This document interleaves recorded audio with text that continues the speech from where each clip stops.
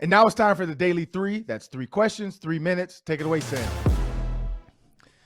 The protests continue in the Wolves playoff series for the third time in 5 games. Protesters on the floor, one of them jumping over Glenn Taylor's wife, getting tackled by an alert security guard, the other one videotaping the whole thing. It was a big to-do in the second quarter, I think, of Saturday's game. Have the protests gone too far, Ron, with these protesters trying to make a statement about animal rights? Well, the fact that the Timberwolves are 3-0 in protester games, I'm going to say no. Like, they're not hurting anybody. They're hurting themselves. I mean, they're hitting the ground hard. They're getting tackled. They're gluing skin to the court. They're chaining themselves. Like, they're hurting themselves. What they're doing is like taking poison, eating it, and then expecting your enemy to die. Like, what they're doing is literally making a mockery of themselves. They're spending the night, maybe a night or two in jail. It to me is just dumb. But hey, for some reason, the protester is the infinity stone, final stone for the Timberwolves. It's like, big bucket from Anthony Edwards. That's the first stone. Big play from karl-anthony Towns. He gets excited. That's another stone. And that's for those that don't understand the stones is the infinity stones from the Avengers. Thanos gets all 6 stones and absolute chaos and mayhem ensues. And he is the strongest man in the world, can snap his fingers and make everybody disappear. Iron Man can do it. Flip it around. If you haven't seen it, sorry, I just ruined both movies for you. But then the third stone will probably be a Pat Bev tech or antic or something, or a celebration. The fourth stone would be an ill-advised timeout from Chris Finch, or an actual timeout being used in the crowd getting energy. Like, they're getting energized with every stone. Thanos gets stronger and stronger. The fifth stone, I'm going to say probably like a celebrity in the crowd that everybody's like, oh, I didn't know Craig Kilborn was here. I didn't know Josh Duhamel was a fan. I didn't know Nick Schwartzen watched Minnesota sports. That's the dude from Reno 911 with the bikini shorts on. Like, that's the fifth stone, some kind of celebrity. And then the sixth stone is the protester.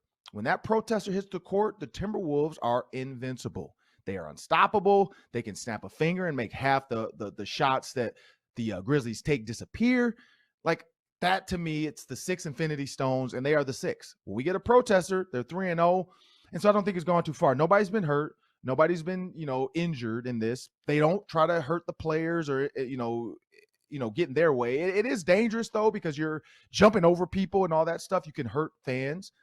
But, hey, if they're winning, I think somebody's going to do it again in the next 2 games just because now it's become a fad and it's getting tweeted. Yeah, I mean, even if they don't care about the animal rights, someone's just going to run on the floor just to change up the mojo. So Correct. Byron Buxton returned from his injury over the weekend. Unbelievable weekend. Twins sweep the White Sox, by the way. They've moved into first place somehow in the division at 8-8. Buxton, 4 for 4 on Saturday. Then yesterday hits a 2-run game-tying homer in the 7th, 3-run walk-off shot in the 10th. What do you think about Byron Buxton's return, Ron? It was heroic. I mean, it's what everybody's been saying. What can this team be? Who is this team? When Buxton and Correa were out there, it was great early on. Buxton is a highlight reel. He sacrifices his body too much sometimes when he runs into the wall, hurts his toe. He's out for the year. Again, I don't know if it was a weird slide or what happened, but it hurt, knee soreness with a weird slide. That's the things where you look at Buxton and he is, you put him up there with the greats now of young talent in Minnesota with, like you said, Justin Jefferson, Kaprizov, and now Ann Edwards. Now you have a Byron Buxton. It gives energy to the city as a whole. Just being so downtrodden and so negative. Lavelle, saying the White Sox and it's going to be their series, but of course, unless Buxton, but I think he was on K-Fan and he said that they were going to get swept, that the Twins were going to get swept by the White Sox. And then, Buxton comes out, rides out on his white horse and saves the day. But this is the thing I'll say. I've always talked about the 10 games, the first 10, second 10, and now without even finishing the last, they have 4 games left. So let's hold our horses. I always say, let's go 10-10, but the last 10, they're 6-4. So they are headed in the right direction. These next 4, 1, can Byron Buxton stay healthy? 2, can Carlos Correa bring up his end of the bargain with all that money they've been paying him. And, can we have two exciting bats at the plate, two exciting fielders where, teams are like, man, okay, this team's for real. And then the pitching, though, it comes back down to the pitching. At the end of the day, you can make all the plays in the world. You can have the hottest bats. But if your pitchers are giving up run after run, hit after hit, and they can't find a way to find the strike zone, it's a carousel of trying to find the right pitching group to come in. You're not going to get it done. But yeah, like I said, they got 4 games left of this final 10 of 20 games. And there you go. But yeah, they're in the lead. They're in the lead of the AL Central. 8-8 though, 500. I think the goal, if that's the goal, then it's 81-81. If they can do that, hey, they got something going. People do need to slow their roll, though, when they start tweeting out best player in baseball, Byron Buxton MVP. Let's let the guy play 100 games first. Let's see if he can stay healthy, because a lot of guys have unbelievable stretches. And I know Buxton is exceptional. Stat I have, since 2020, he leads the MLB in slugging percentage. That's great. I love it. Let's see him do it for an extended period of time before we declare that he's the best player in baseball. Let's not put too much on the guy. Let's just hope that he stays healthy.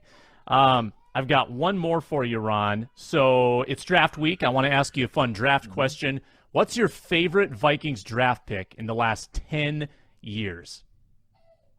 In the last 10 years, that's a tough one. Like I'm going back in that era, and you got to look. There's a lot of good options. You got Danielle Hunter, you got Harrison Smith, you got Dalvin Cook, you got Eric Kendricks, you got Barr. Adam Thielen, of course, was undrafted, but I still like the Adam Thielen acquisition. Stefon Diggs is one that really stands out for me, though. When you think about Stefon Diggs and everything he's done for this team, everything he did for the city with the miracle. But if I'm thinking about it, I got to go Justin Jefferson. Like, Justin Jefferson took the world by storm, not just the Vikings fans, not just, football fans, the world. I was at the Gophers softball game this weekend, and we're going to have Coach Ritter on the show coming up soon at some point once the college, softball championships start. But I was able to watch girls celebrate before they went out onto the field, and they're grittying to third base and short. Like, they are doing the gritty in college softball. I saw a hockey player finally pull off the gritty on skates. I mean, yes, Justin Jefferson did not create the gritty. His college teammate did, but he made it famous. He made it more famous than Jamar Chase. Jamar Chase just has more variations of it, I guess I'll say. And they went further in the Super Bowl, or not in the season. I mean, they went to the Super Bowl, and he did it a lot more this year. It was a lot more exciting in some of his games, having 3+ touchdowns and, 2+ touchdowns, 200+ yards in some games. So it was just noticeable.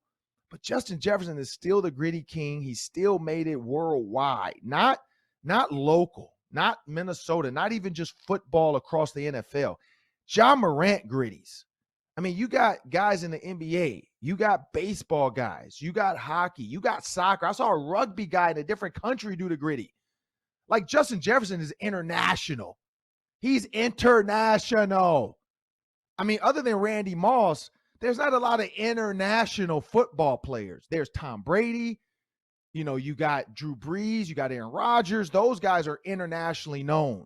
Kirk Cousins might be internationally hated because everybody talks about him, but he's not internationally known. Justin Jefferson is internationally known. People might not even really understand he's a football player, but they know he's the gritty king. And that's what's so crazy about that pick, is that the Eagles could have had him. Thank you for making that mistake and going to get somebody else who's going to be okay probably. But he's not Justin Jefferson. Justin Jefferson is my favorite draft pick in the last 10 years. That man is internationally known. And that's where I'm coming with it. Yeah, it's hard to go wrong with that. I loved covering Diggs just because he was kind of this diamond in the rough, and you knew immediately he was unbelievable. You could tell right away, and you're looking around saying, how did this guy fall to the 5th round? Injuries. I mean, they fell right in their lap. That's probably the best value pick, obviously, the last 10 years for the Vikings. Yeah, and even with injuries, though, Stefon Diggs being a 5-star high school receiver and not going to Ohio State, and he picked Maryland because he wanted to stay home and be close to his family. I think that too. If he's somewhere else other than Maryland, even with an ACL, like if he's at Ohio State, I still think, because look at Michael Thomas, his was injury and he still went in the high. I thought he should have been a late first round, but he went to second to the Saints, and the Vikings should have took him. But I have that on record saying that on TV. But Stefon Diggs did not pick Ohio State; he picked Maryland, and I think that was it was a product of all that he fell into the Vikings' lap. So I'm glad it worked out that way.